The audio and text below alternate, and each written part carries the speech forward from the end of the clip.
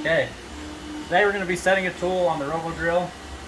We're setting tool 13, which means we need to load the tool into the correct pocket. We don't load them into the spindle, we load them into this right hand side pocket. So we're going to measure our gauge length first of all, which is the distance from the nose of the spindle to the tip of the tool. So we're approximately 2.8. You can know this within about a 1/4 inch or so it's not really super tight, as long as you're within even a 1/2 inch, but go for a 1/4 inch. So we're going to say 2.8 is our gauge length. When you load the tool, make sure that you seat it correctly. You want to get a very firm click, a positive seat in there, and then we're going to call up the tool. So we'll go to MDI program T13 M6 in the block insert. Here you go, G910 S1. So the G910 calls the program, the macro program. The S1 designates setting the tool. Then we call the H number we're setting. In this case, it's going to be 13. We're setting tool 13. And then the gauge length is a B value, so 2.8. We'll do an end of block insert.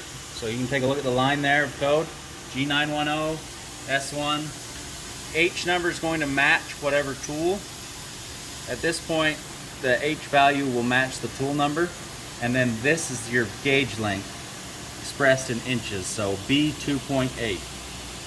Now we can hit go. We want to make sure that we put the correct tool in the spindle. If we just stuck it in the carousel there, it doesn't automatically rotate and put the tool in the spindle where it needs to be to set it. So while it's coming down, usually I'll single block it, and it should stop above the tool eye. You can video in there. It should stop. If it gets too close to that tool eye, see, it stopped right there.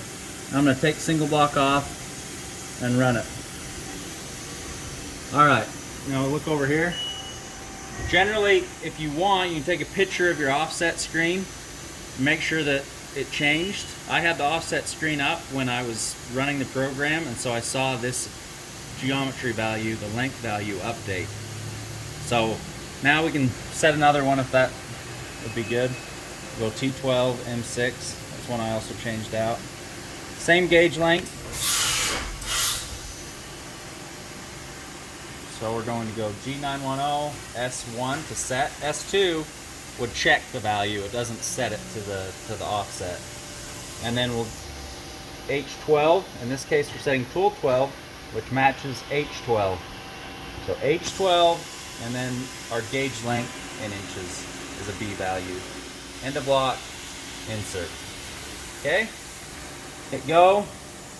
We want to make sure T12 was in the spindle. If it wasn't, and it was setting a different tool, we'd have a problem. So look over here real quick.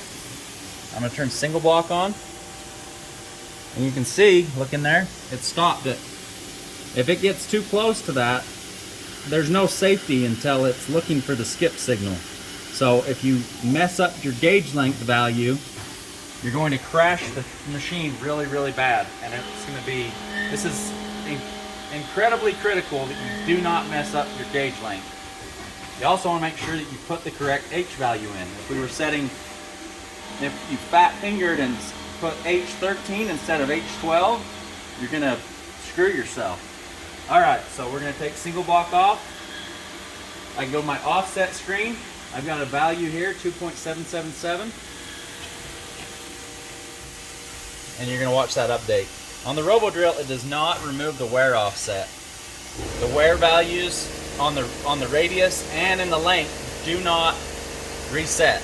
On a lot of other machines, the length wear values will reset. This machine, the settings are so that it won't change these wear values.